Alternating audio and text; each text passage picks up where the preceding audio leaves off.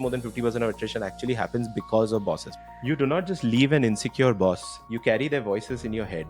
That feeling of I'm not good enough, often planted by poor leadership. Insecure bosses erode self worth. While at schools, we are encouraged to be competitive. Right from then, suddenly you're thrown into a corporate environment where I becomes weak. Insecurity stems in from the fact that how can I go wrong? Second insecurity is what if somebody else is better than me? Third, in India, being vulnerable is considered as weakness. Accepting that, hey, I don't know what I don't know, somehow is considered as a weakness. What should an HR do? What should the employee do who has a bad boss? And also general advice to managers who might be first time managers and don't know what they're doing. You do not just leave an insecure boss, you carry their voices in your head.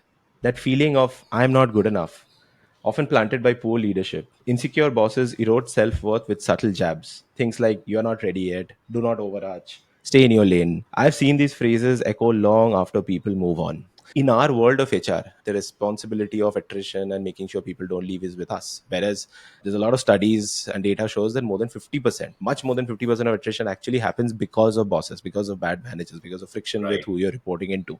Yet this doesn't get talked about. You're clearly passionate about it. You've written about it. I've heard you talk about it. What should an HR do? What should the employee do who has a bad boss? And also general advice to managers who might be first time managers and don't know what they're doing. All of us at some point in time would have had our own shares of bad bosses, good bosses. So, having Mm, gone through all such experiences in my own personal life as well, and professional life, I think good bosses or bad bosses do leave a lasting impression on all of us. It's a huge responsibility.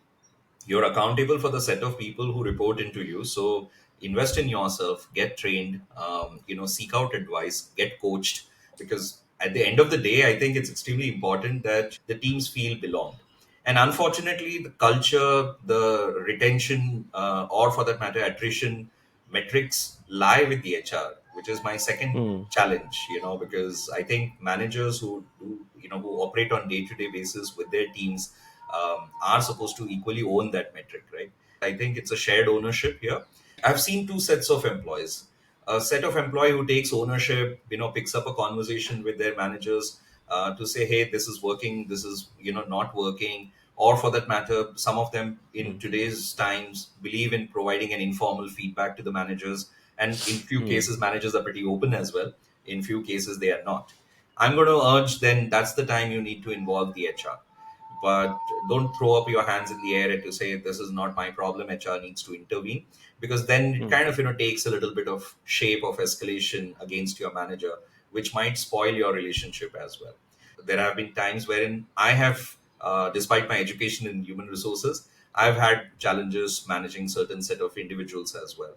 I've reached out to my manager or reached out to somebody who is probably a fantastic leader in the organization, to say that, hey, I'm kind of facing this as a challenge. I believe reaching out does not make you any small, and from that mm, point of view, getting mm. coached from your peers is equally a great option for all the people managers, or for that matter employees at who are facing insecure bosses. So let's talk of insecure a little bit more, because the reason why people aren't doing this, what you said is ideally what people should do, right? And folks listening Right. in, if you're like let's say a first time manager, you are bound to make mistakes, because in our world somehow we promote people who are the best ICs, right, without really giving Absolutely. them like a lot of education or a lot of coaching and hand holding. One fine day you're supposed to become a boss and you have a team of 5 6, right? But this insecurity is basically what's stopping, let's say, some people from seeking out that help. Where is insecurity coming from and what do I do about it? I think while at schools, we are kind of encouraged to be competitive. So right from then, suddenly you're thrown into a corporate environment where I becomes we. I think insecurity stems in from the fact that how can I go wrong? It could be probably you had a fantastic career so far as an individual contributor, and now suddenly you're facing a people challenge, and you are going to kind of go into a self doubt, or may not Hmm. want to seek out help out of sheer ego, maybe. That how Hmm. can I kind of That's also seek there. out help? Second insecurity is what if somebody else is better than me? Some of the best bosses that I have worked in the past, I think, were extremely comfortable in their own skin. So Hmm. they probably knew what they are good at. They knew probably, things that they they are not good at. And I think that self awareness is something that I truly appreciated. True. Third, in India, or specifically, I would say subcontinent region, I have noticed that being vulnerable is considered as weakness. Accepting that, hey, I don't know what I don't know, somehow is considered as a weakness. Whereas in the West, I think it's appreciated It's the that people opposite. are Yeah, kind of, yeah, correct. coming out and openly accepting the fact that I don't know, or I've never been kind of trained on this, or talk to your manager to say, hey, can I kind of get a sponsorship, because I want to invest in my own personal development per se. Lovely. Thanks for sharing. Anyway, moving on. I have a table in front of me. I'm going to read out some numbers. Right. My mind was blown when I looked at these numbers. Um, First of all, there's a metric called revenue per employee for folks listening in, alien to our HR world, unfortunately. But there is a metric of how much revenue contribution that every employee who's working in is doing, irrespective. Right. So it's your revenue divided by employee, your entire employee base, not just sales, everyone. Right. Now there is you have the AI companies, those large AI companies who've now come on and become multi-billion-dollar companies. I'll just read out the numbers. So there's a company Cursor, right? Their revenue per employee hovers between 3.5 to $6 million. Wow. OpenAI, $1.5 million per employee. Anthropic, more than $2 million. Midjourney between $4 to $10 million. What would also help is if you have some data points around their say global headcount against Yeah, what yeah, this yeah, revenue. yeah. So for a cursor, this close to around only 50 odd people, right? And they're doing about 150 $200 million. Just 50 60 people. 50 60 people. India may you start a Exactly. company, you've not even got funding, you have 50 people, right? Yeah. OpenAI is very large, but Midjourney is hardly about 40 to 50 people. So the point of bringing this up is there was an old world where our pride was, oh, we've got so many people. I handle 10,000 people. We are a large company because we have so much headcount. But that's flipping on its head, right? It's completely flipping. It's not about how many people you have. It is the efficiency and what is the revenue everyone is driving, right? So let's brainstorm this, because this is a world which is already there and it's going to populate in India very, very shortly. How do I set up the people practices, or rather, what are the best practices that I should do and at least think through uh, to operate at this sort of a interesting flipped scale? I think the Hmm. definition of scale in its original form versus in 2025, I think has completely changed. Back That's in the true. day, even when 10 years ago when I was part of the startup, the scale was, I personally would like to believe, was in two shapes. The first one was headcount. Number two Hmm. was the locational presence. Hmm. So I believe that for all our audience, I think it's important to understand that the scale or the definition of scale today is completely different than what probably we got educated on, right? I think the focus needs to be definitely on practices, the HR practices. And the best way to kind of look at HR practices is how efficient are they versus how many, like the quantity versus Hmm. efficiency. For that matter, I'm given to understand that the best of the companies do not have more than five or six, say, HR policies. Now, probably again, point in time, there was a focus a lot more on how many tools does an HR manage. And I think again, HR professionals took a Yeah. lot more pride in that as well. Oh, Yeah. we manage this and we manage expense module and we also manage that. Hmm. By the way, modules and platform are two different things. So imagine if you're zeroed down on one platform or one tool, which kind of suffices your entire scalability. I think you're sorted. So that's number Hmm. two. The third one I'm going to talk about is primarily what are you trying to achieve? And mind you, every year, the focus might shift, right? For that matter, in companies Hmm. where I worked, I think the initial year was all about hiring. The second year was kind of at some point in time stabilizing. The third Hmm. year is then we take the leap of faith and move from, say, India to abroad. And then the fourth year could be, actually we focus on the revenue, right? So extremely important that the way to look at how do HR professionals kind Hmm. of scale along with the founder's philosophy or the vision would be, I would say, to focus on, of course, people, Hmm. the tools, platforms, and so on and so forth. There was a point in time again where this whole management of tools probably led to a lot of chaos within organizations, and we got Hmm. called out for making simple things complex as well. So one of the things in the scale is to build systems which do not break. My recommendation is, trash away all the old systems and create a completely new one which suits you, because Hmm. scale cannot operate where you have a dead weight and you're trying to probably build $1 billion company, with Hmm. I would say 10-year old systems. I have a two touch kind of a process philosophy wherein anything beyond two touch points probably is a waste of time. So if you operate from that mindset, you're going to reduce all your heavy English policies to simple ways of looking at it. For example, Netflix has this philosophy on expense which says, treat it as your own company. Simple. Own It expense. Yeah. doesn't say Yeah. what is the process, what are the steps to be followed. So it's very simple. So something like that on those lines. I was reading this article on how OpenAI operates. Mm, It was an ex-employee of OpenAI who had written. Like, I think what broadly I took away from that is HR is correct. not in the way; it is out of the way to help you, support you. One thing that I understood is the mission plays such a huge role, Mm, because like you've heard stories of how Elon runs his company. Like he runs Grok and especially the correct. XAI companies. Right? They are proud of the fact that they do something extraordinary, and they basically stay at the office. Like if the mission is there, you just come and give your 200%. And I think that plays a big part. If you're not aligned to what the company is doing, if the company is not changing the world, right, company is not Yeah, doing extraordinary things, you correct. yourself don't feel like putting in more, because you're like, what's the point? When people don't feel belonged, it's Hmm. probably just another day in their life. So a lot of people kind of will oppose this philosophy at this point in time, or may not agree with me, and that's okay. But we were always groomed that HR needs to make their presence felt, and I somehow don't agree with that. Seat at the table. Seat at the table. I mean, in 2025, if people are still talking about seat at the table, I think we haven't done a great Yeah. job. There are meetings set up, there are floor walk ins sometimes, to just show that, hey, we exist, kind of a thing. But, some of the good places or best places where I have worked, I think HR has been an enabler and completely invisible.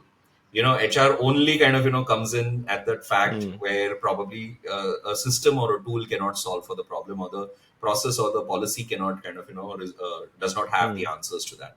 So many people are going to be pissed off listening to this. That no, no, no, how I have to be there. I have to, dress nicely and come and just say a few fancy words. Back in the day, I had a team member who I was managing, and she got utterly upset on the stakeholder because she wasn't invited for a weekly meeting. And I had to reason out with her back in the day to say, it's okay. I'm like, so long you're able to kind of, get to know that the decision is in the right, in the right interest of the people. I think it's fantastic. But I think we should add caveats to this, because people will think that, oh, that means I'm just at the back burner, I'm not participating. That's absolutely Yeah. not true. In fact, you're a part of business. You know what's happening in business. Treat yourself as an advisor, somebody Hmm. who's a consultant. At all points, your data points, as you rightly said, integrated with the business. The leaders consult you probably even before Hmm. the meeting, but don't force yourself onto the business, Hmm. is I think Yeah. what I want each one of us to walk out with. Yeah. I want to use that as sort of like a segue into the whole AI topic, right? AI hype, I think we agree, has plateaued now. Yeah, It is good in a way because now the real work starts, right? correct.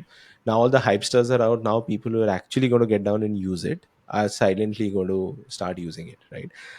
I think this is that very important time that since the hype is gone, the people who are interested will probably just either leave it or not touch it. And I'm talking of our HR world. There's going to be a set of people who, since the hype is gone, they just are going to touch it. They're like, oh, it's gone, it's dead. But there's also going to be a set of people who actually now realize, oh, this is where I really pick it up, right? How do we as professionals think of AI and use it? Should we use it? Should we not? What do you think?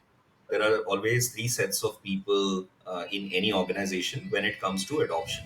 The first are Hmm. early adopters, the second Hmm. are fence sitters, and the third Hmm. third set are laggards. Right? There were early adopters, people who kind of just signed up, tried asking through prompts and so on and so forth.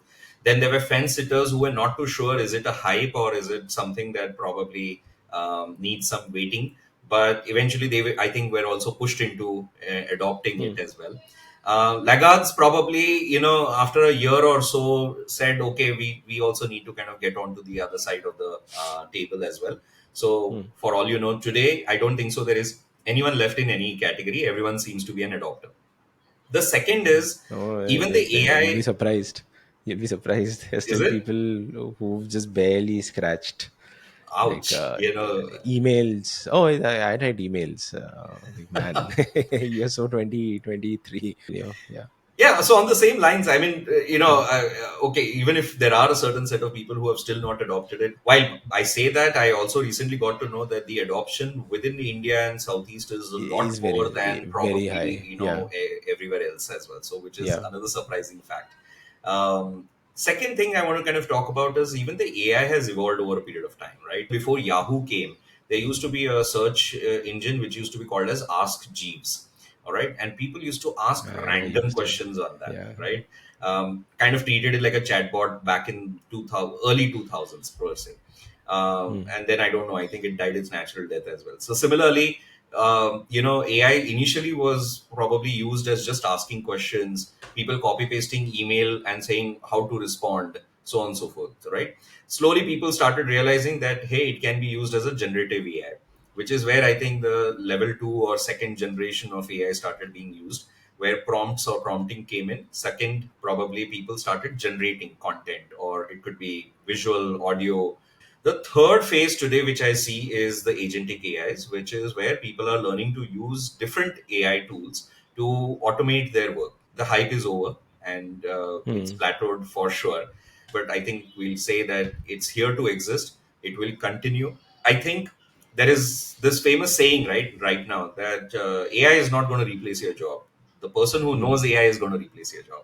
So my only Mm. urge to all of you is to kind of keep yourself upskilled. Just recently there was a lot of layoffs, like 30,000 people Yeah, from Microsoft and so on, right? And everybody's attributing it to, oh, AI, right? AI, hey, AI is taking up our jobs. correct, That's, I don't, what do you think? I don't think that's true, right? It's that I was reading another article that people are saying, 5 years back or previously, we used to attribute layoffs to McKinsey's and all of that. Oh, these guys did a report and because of that we have to lay you off, right? correct. Which again wasn't true. There was a scapegoat. Now AI has become that scapegoat where Yeah. you're just blaming it to AI, but it's a reset that's happening. I think cost optimization has always been for the last 10, 15 years or 20 years. Hmm. 2008, it was cost optimization, but recession became the, Hmm. scapegoat. 2015, probably 15, 16, reset in sense of we Hmm. overhired. We need to kind of, relook at how our business models Hmm. are restructuring and so on and so forth. Right? 2020, it was COVID, and Hmm. 2023, 24, 25, I would say it's AI, right? So I think Hmm. the reasons for laying off people have kind of shifted basis what Hmm. is the That's a good way to increase look or at the it. flavor of the year. But I Hmm. think cost optimization for any business continues to be the Hmm. kind of a common factor across. Hmm. No, that's an interesting way to look at it. Um, okay. Again, I seem to like numbers a lot. I'll read out some more numbers. Sure, sure. Saurabh. Again, I had no idea. I just got these numbers recently. So India has more than 50% of GCCs that exist in the world, to the point of around 1700 to 1900 GCCs in our country. And we are spawning up almost 150 new GCCs every year, Right. right? That's mind blowing. The 150 new GCCs, and these, none of the GCCs are small. These are very large companies from all over the globe who are coming up, setting up. And GCCs are not the GCCs we had back then, right? This is where actual brain work is also happening with some amount of automations and some amount of manual operations also, right? Now, sorry, you spent large part of your life working with GCC, setting up GCCs, leading GCCs, and in that sphere. So now that this is happening, and you and I were discussing, right? GCCs have a very high growth trajectory, right? They are here to stay. While the growth rate is around 8 to 10%, I think it'll just go up and up, especially Yeah. with trade wars and all of that, right? It just makes sense to have offices here. So there's definitely going to be a very large industry that is already set up and is going to keep booming. With that in context, now every time you set up a new company, you need to have certain policies and cultural practices and everything, right? So with your experience, I thought it would be a lovely forum to go real deep into it. Again, take an archetype. Let's say I am a senior, mid senior HR person. I've been hired and it is my responsibility to set up the people practice, the policies, the processes and whatnot for a new GCC who's entering in India. The whole GCC space has evolved from, let's say, a back office, maybe early 2000s, to today being a strategic value center kind of a thing. All right. So the most popular space for the GCCs happens to be India because I think of talent density. India does not just have the coders today, it's got people who can think globally. The advantage of setting up a GCC in India is something to do on the lines that a product person does understand coding, comes from an engineering background. A coder can eventually kind of, cross skill themselves and become something else. Of course, it's not just about India. Indonesia is also one of the preferred places where maybe in the future GCCs might come up. Vietnam is kind of coming up as well, but I think Hmm. we are leading the way right now. So yes, I think GCCs are here to stay. Now, with that, having understood that, I think there are a few models that people need to know on how GCCs operate, right? If it's going to Hmm. create a value, if it's going to kind of build a capability for any organization, but the organization is on the fence and they are not sure should they start a GCC in India at this point or not. I think the most popular models is BOT, which is build, operate, and transfer. Primarily Okay. for the first few years, their employees, early employees, are managed by a company. Say in my previous one, the ANSR, or for that matter, there are a few others in the market as well. So these are the ones who primarily kind of act as a broker, or let's say a incumbent company in the whole process, right? And typically the timeline is 3 to 5 years where the build operations typically kind of happen, and then the transfer happens in the third, fifth year per se, and then they wholly operate as a complete parent GCC, right? Parent company kind Got of it. thing. So in these first few years, it's this, let's say NSR, they are managing everything, like from setting it up to hiring to processes to Absolutely. policies to numbers, everything, and then you give it back to the parent company after a few years. Correct. Correct. Okay. Okay. Absolutely. Got it. So that's like a very popular model. A lot of companies, basically, this is to mitigate the risk at this point in time of setting up an operations tomorrow if the operational cost goes up, and in case of closing, shutdown, so on and so forth. There are a lot of these Makes legal sense. aspects which kind of, come into the play. So from that point of view, this is the most popular model that I have seen today. That most of the parent companies who are trying to set up GCCs in India would kind of pick on. The second one is employer of record. Let's say GCC still has a certain size in mind to say that okay, we are going to operate at say maybe 10, 50, 100 kind of a thing. But what if maybe the company is looking to hire only two people in India? Now, you Hmm. can't call that as a GCC, nor can you call it Hmm. use a BOT model. So in that case, it's a similar thing, but it's just a smaller size called as employer of record, where the employees are managed again by another company, but the ticket size is way lesser than the actual GCC. The third one Got is it. captive. We spoke about it, which is like a fully owned company where probably there's a lot of, I would say, talent mobility between the parent company and the child company, if I may say so. So it's as good as a fully owned company, and it's mostly a captive, right? So Hmm. the policies also, what are global policies, tend to get applied to the company in India or anywhere else as well, right? A lot of Hmm. their tools probably kind of are legacy tools get passed on Switch also over. in the Okay. captive center. Next is center of excellence, right? And as the name suggests, I think we all understand this. So, like a COE operates, it's a specialized arm, an offshoot of the main company, eventually run on its own course, and then probably come back, in the larger scheme to either overlap or, for that matter, run in coexistence together. The only difference is the purpose is to either innovate, to either develop something, or probably to kind of Hmm. modernize, digitize the parent company. Finally, the last one, which is 10x, I call them as accelerators. But Hmm. primarily, the way to look at it, it's a mix of captive and I would say managed services primarily, right? An accelerator is simple. It starts off with managed services primarily, and then eventually becomes a fully captive center, which is where I said the initial days or initial years could look like a BOT, but then Hmm. eventually the aim is to kind of become a wholly owned captive center with a sprawling campus or maybe a workspace outside of the parent company as well. So there are a few companies who eventually are today setting up their R&D centers in India. and the mm, R&D centers are really on the numbers, or the headcount is like 800,000 people based out in India, who primarily mm, either, I'm like, again, when I say R&D will further get split into the actual research, or for that mm, matter, the data management. And when mm, I say data management, it's also providing insights. Some of the mm, e-commerce and retail companies today have mm, their, I would say, the insights team sitting out of India. So they mm. primarily churn the data and Okay. provide the insights to the global So centers, even per se. coding, right? Software development, like Grab has a Yes, big one. Yeah. absolutely. So, primarily, I would say coding or availability of tech talent in India, I Mm, think, becomes the main reason why it's very mm, lucrative to set up a GCC in India, per se, right?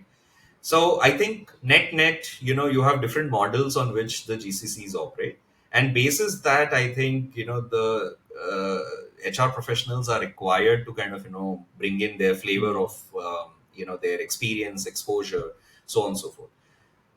I think the focus primarily is in a GCC, from a metric point of view, retention, but mm, also cost to hire.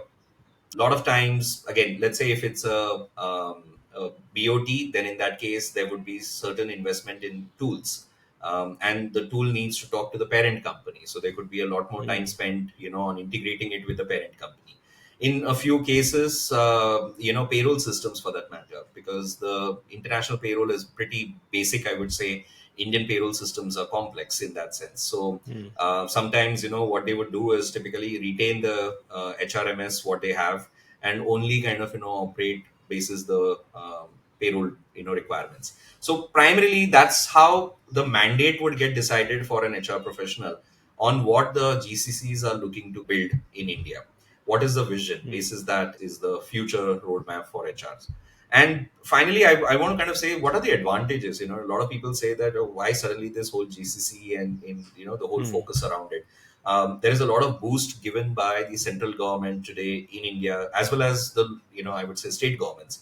There are SEZs being created, primarily to kind of give workspaces to these GCCs being set up in India. So there's a lot of mm, ecosystem that is kind of coming together to make India as the hub for GCCs, per se. I think GCCs are here to stay. The last mm, I want to quickly cover is, what are some of the concerns that I've seen. If you are in a GCC and you are an HR and you're dealing with mm, your counterparts, say in the West or the East, which is outside of the country, and how do you manage those expectations, per se? So number mm, one that I've very popularly seen is the culture dilution. A lot of times, the CHROs, or let's say CFOs, or any chief operating officer as well, they worry that you know setting up a GCC in a completely different country is going to dilute their original culture.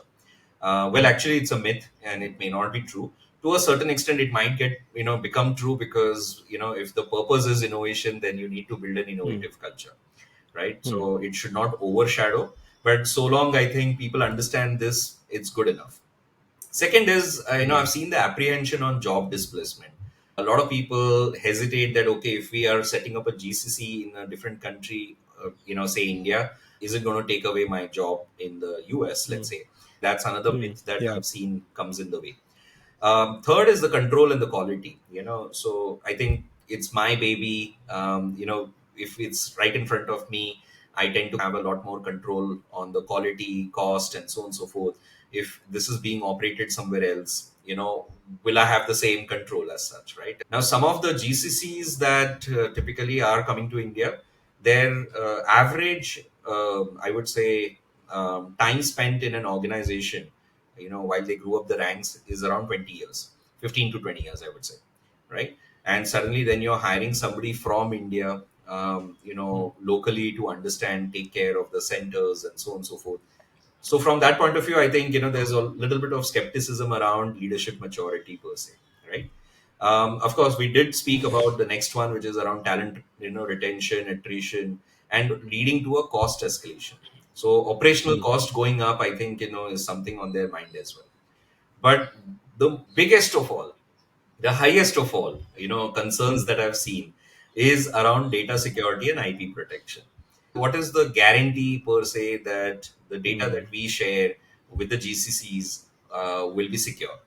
So I think the data protection officers definitely have a huge role to play Mm. in the future as people set up the GCCs in India.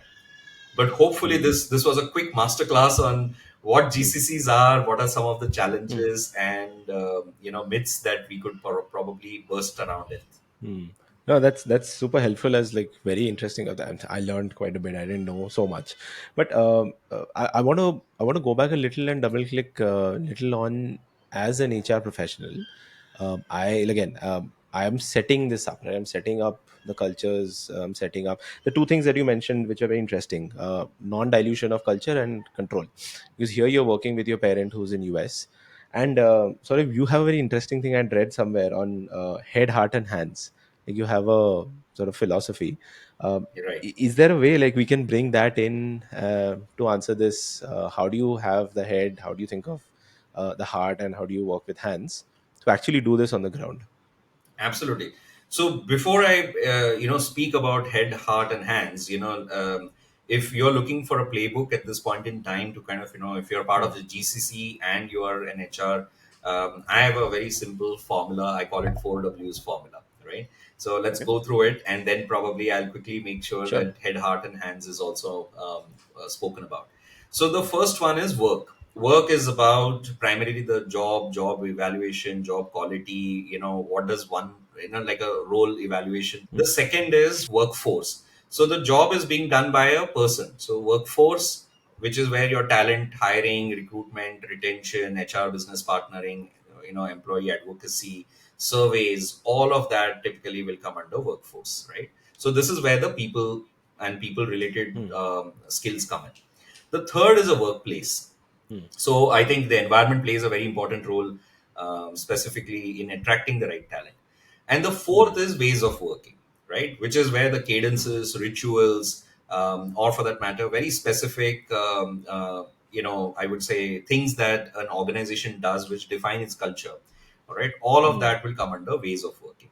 So I don't have a Hmm. very complex 4Ws formula, but a very simple thing is work, Hmm. workforce, workplace, and ways of working. So even if you are able Hmm. to kind of map all of this from the parent company and then probably contextualize it from a local point of view, what will work and what will not work, I think you have a playbook ready for excelling in a GCC space, right?